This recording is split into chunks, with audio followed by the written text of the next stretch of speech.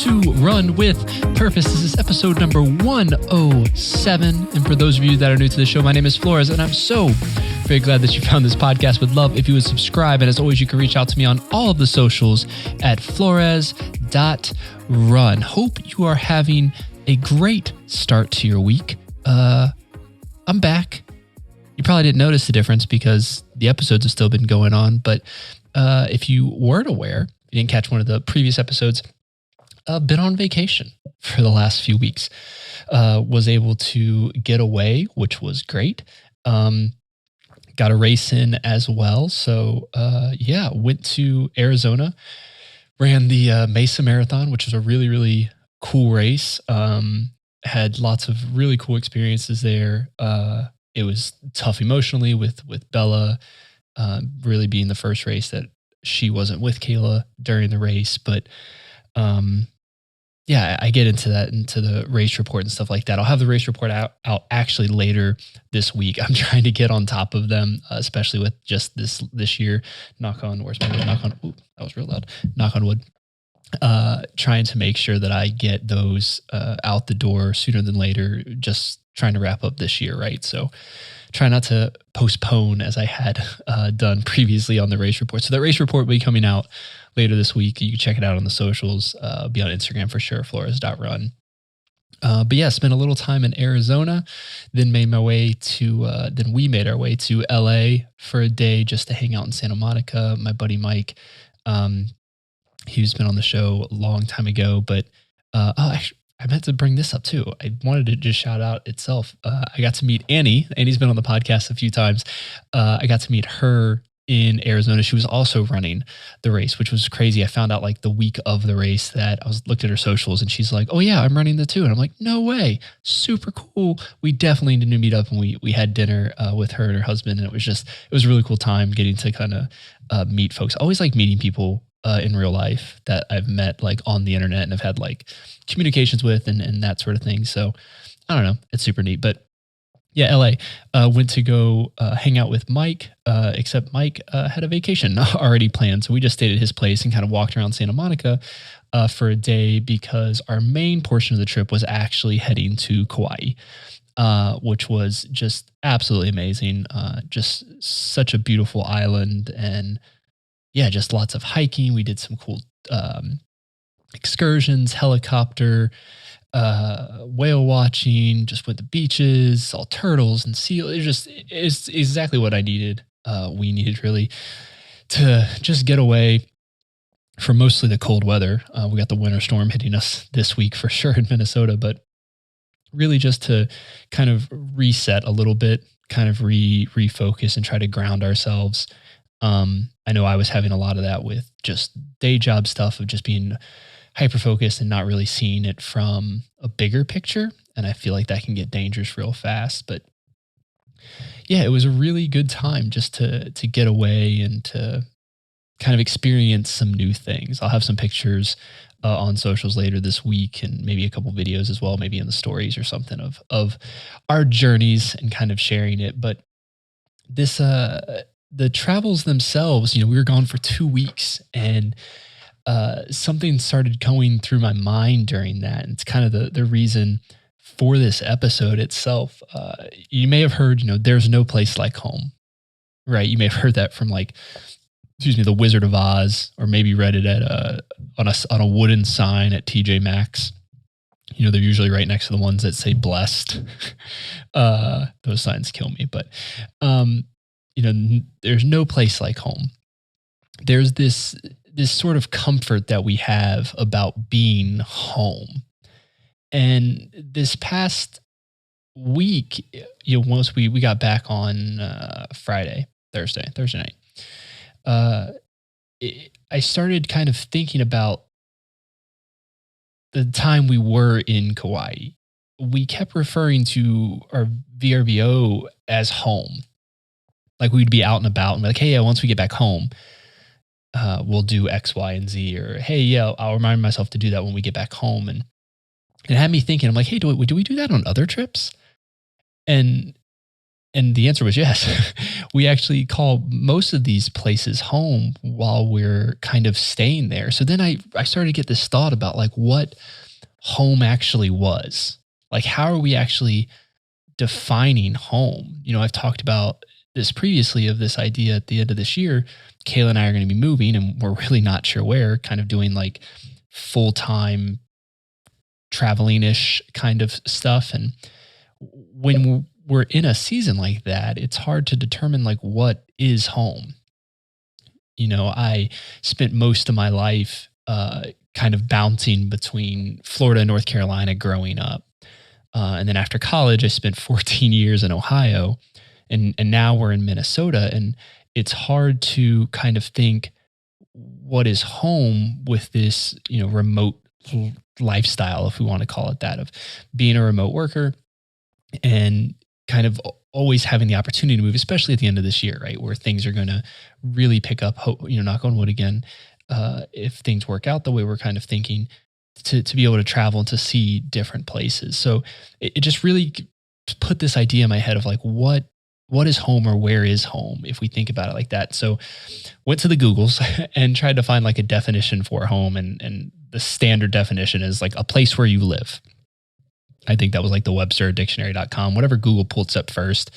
That was the definition. But I came across this definition on vocabulary.com, and it says home is where you live, your house, apartment, or condo. It's also the place we feel most comfortable, loved, and protected, where we most feel at home.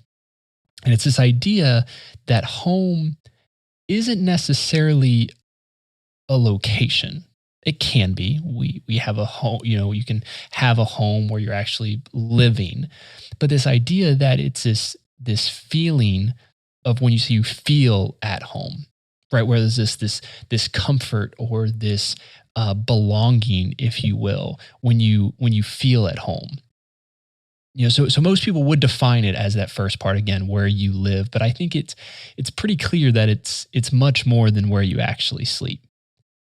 This may be obvious to some of the listeners. I know it's a Midwest thing for sure, that when people say they're heading back home, what they mean is they're basically visiting their family where they grew up, right? Like, oh, what are you doing this week? Oh, I'm just heading back home.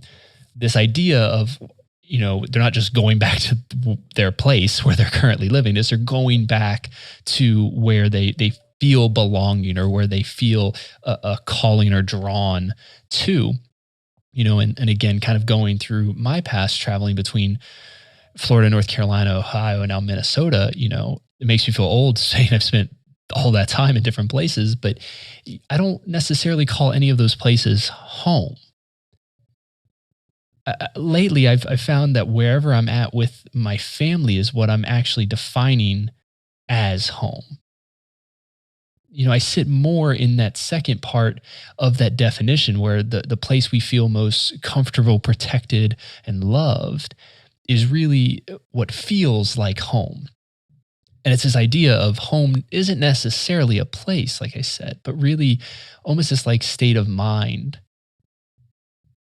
in an instance, right? Like that's how it's coming across in my head. And I think a lot of this, again, with the remote lifestyle, and I think we all most of us kind of hit that with COVID, right? Of either having to work from home or be disconnected from our families and not feeling like home, something feeling disconnected. And I think I started to get this kind of mindset of what home was, years ago when Kayla and I had sold our house. We had this 4-bedroom home, the big yard, we had all the things. And then we decided to downsize because it felt like we were living the dreams and expectations of our families, right? Like we were living their dream or their American dream. I talked about that before. This idea of we're going through the motions because it's the next thing we should do. It's kind of the checklist of things that you're supposed to do as an adult to get to whatever the end goal is, right? We started to disassociate with things and really focus on the people and the experiences in our lives. It wasn't about the actual building or the bed that I was sleeping in, even though I do much prefer my bed over most beds, but it was more about the experience and who I was having those experiences with. Finding the value in those moments rather than just the things that I was consuming. And I think it kind of goes in that same idea that wherever I'm at with those that I feel protected, loved, comfortable, etc., is what I call being home. Which is why it's so easy when we're on trips and that sort of thing to be like, oh yeah, when we get home, we'll do this thing. And I think that's why we fall into that. I was only gone for 2 weeks, but it felt so much longer when we got back to our place in Minnesota. And I had to be careful with my words there. I didn't want to say home and ruin the metaphor, right? When I got back to our place in Minnesota, we're driving down the street and things looked unfamiliar. And it was just like, wait a second, is this actually it? Has that changed? I've never noticed that store before. There was literally I think it was like Dragon Super Buffet in Burnsville. And I'm just like, I don't think I've ever seen that sign before. It may be a new restaurant. I actually meant to check to see if it is a new restaurant, but it's this idea that things still feel a little different because I don't put the value in a single location as home because I was with Kayla. Like we were gone. We were away from this place. So my home was with me. And maybe it's a part of knowing that this is a temporary location, right? We knew coming here it was only going to be a 2-year stint. And maybe that's why I kind of have these thoughts, or maybe it's just because it's like a transitional period, right? It's this part of this journey that before the next one kind of takes off. We spent so much time in Ohio. This was going to be the start of us doing something, and then we were going to actually do it. But I don't know. Maybe it is, maybe it's not. And I think the one thing that I want to make clear too is just because I don't think a place is home doesn't mean that the places don't have memories or hold value or moments that aren't going to stay with me, right? I can't really look at our living room without thinking of like Bella running around the couch with a toy. Or even Kayla and I sitting on the floor playing Sorry instead of opting for like another TV show, just hitting the never-ending Netflix, right? And I think I have that in everywhere I've lived. And I'm sure you can relate to this, the places you've been. Those are moments and memories that are always going to stay with us. But again, it goes back to those moments and memories. It's not the actual physical location that is home. There's been times where people talk about like their childhood homes being destroyed or new neighborhoods or that sort of thing. I remember my house I lived in North Carolina for the longest time was right on a lake, and it was an older home. And we were there for quite a while, if I remember correctly, maybe 6 years or so, maybe not even that long, but it felt like a long time. I guess everything does when you're a kid, but I had lots of memories at that house, and they basically bulldozed it to put a brand new neighborhood next to the golf course and the lake. And it's one of those where like the memories are never taken away from me, right? Like that home does not exist. Our dog that we buried in the backyard is no longer there.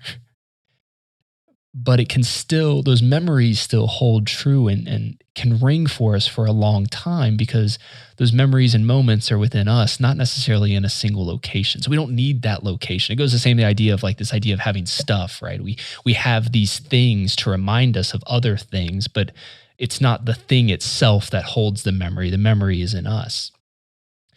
And I think we use those moments as far as like defining what home may be,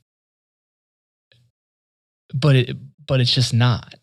The actual place is not what it is. I think the protected and love part of this tends to be like the winning ticket for me, right? We all have those moments. We've been in those places where maybe it should feel like home or should be home. But we just didn't feel welcomed. Even with family, friends, what have you, you may be gone for a while and you come back and something doesn't feel right. It doesn't feel like home anymore because we've lost those attributes of comfort or love or what have you. We can feel like an intruder in a place that used to feel so comfortable. It used to feel like a place of belonging, and nobody wants to be in that position where they're not welcomed. And I think that's probably a whole other idea. But this thought about where home is obviously close to home right now. That's poor wording. It's close to home right now as we start to kind of plan for our future. This idea that we can be anywhere and it still feel like home because of the moments and memories that we're making. We don't have to be in a specific location or be doing a specific thing per se, but it's about the people that we're doing it with and the environment that we're in, the community that we have around us that can make a place feel like home.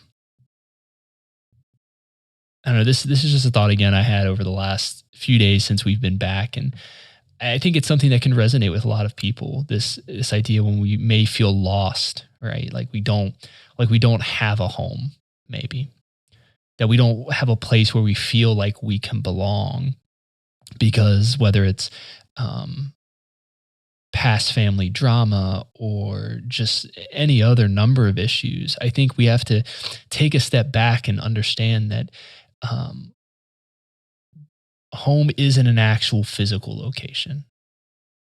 It really is about a state of mind with those that you feel comfortable with and protected and loved, right? And I know that can be tough for a lot of people that have been, through trauma and that sort of thing. And I can only empathize because I haven't, luckily I haven't had to deal with that kind of situation. But for me, I think when we put too much focus on an individual thing or a place, whether we're talking about home or actual consumable items, I think when we focus too much on the thing, we lose the bigger picture perspective.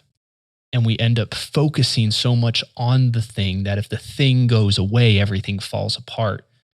Where in reality, it's more about the experiences that we have, the moments, the memories that can continue on, right? If I focus too much on this place, this is the place where Bella had a seizure, and this is the place where she got sick. And if I focus on that, it ends up being a twofold, right? A negative memory of this specific location, but also it becomes do I want to leave here to forget, quote unquote, forget her last days, months, what have you. And I think it's understanding that we have these memories that aren't depicted specifically on a specific place. It's this idea that we don't need the individual place to be home, but it's more about those moments with the people that we love.